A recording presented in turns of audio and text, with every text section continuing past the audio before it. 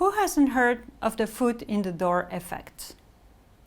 Foot in the door is a technique that involves getting someone to agree on a small request, such as opening their door, in order to get them to agree to a larger offer later, such as buying a 25-volume encyclopedia.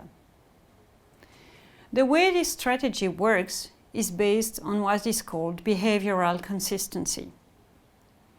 Once we have taken an initial action in a certain direction, that is, accepting a request, we persist in that same direction for our subsequent behaviors because we want to preserve a consistent and coherent image of ourselves.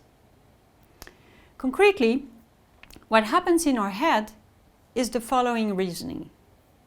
I opened my door to this encyclopedia saleswoman and started a conversation with her. If I took the trouble to do this, and if I spent so much time talking, it is because I must be interested in this encyclopedia. I am therefore favorably predisposed to acquire the encyclopedia that this saleswoman is trying to sell me. In short, the foot in the door technique assumes that a person is influenced by the behavior he or she has previously exhibited. This is an example of what we call behavioral influences. While many studies support the effectiveness of foot in the door strategy, it should not be assumed that this effect works all the time. Recent studies, for example, have shown results that are completely contrary to the foot in the door effect. In these studies, the researchers wanted to know whether getting people to produce morally acceptable behaviors would subsequently lead them to produce other morally acceptable behaviors.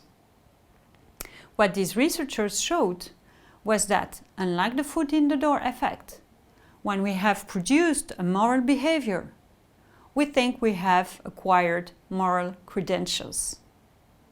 Indeed, we have just proved that we have a well-developed sense of morality, and this subsequently leads to behavior that are slightly less moral. Again, having proved that we are a moral person, we can now afford to act significantly less ethically. Beware then, while the counterpart is undoubtedly influenced by his or her previous behavior, it is not as easy as it seems to predict the direction in which these behaviors